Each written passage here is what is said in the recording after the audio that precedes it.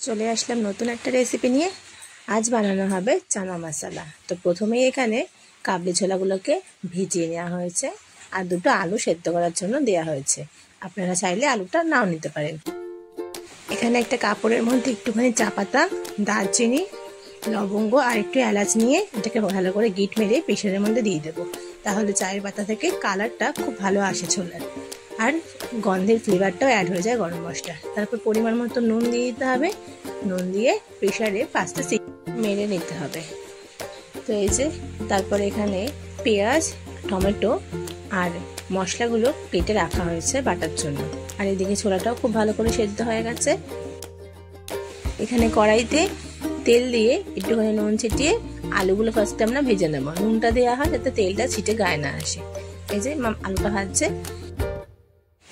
আলু ভাজা হয়ে গেলে ওই একই তেলের মধ্যে একটুখানি শুকনো লঙ্কা ফোড়ন, একটা তেজপাতা দেওয়ার পর পেঁয়াজগুলো ছেড়ে দিতে লাগবে।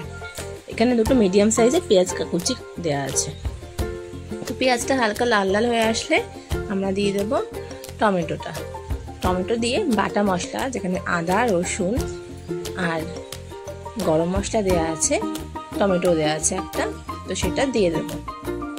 ভালো করে মশলাটা কষিয়ে নিতে লাগবে।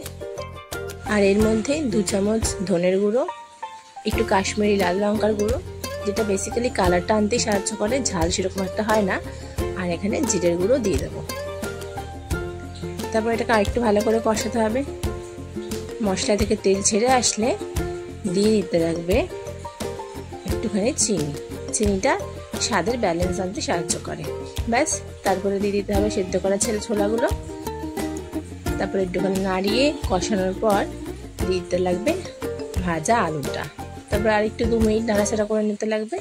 তারপরে যেই সেদ্ধ করা জলটা ছিল ছোলার, সেটা এর মধ্যে দিয়ে দেব। ব্যাস, রেডি হয়ে গেল আমাদের গরম গরম চানা মশলা কিংবা কাবলি ছোলার তরকারি। এটা আপনারা রুটি, পরোটা কিংবা শুধু শুধু খেতে পারেন। দারুণ লাগে খেতে, আপনারাও ট্রাই করবেন।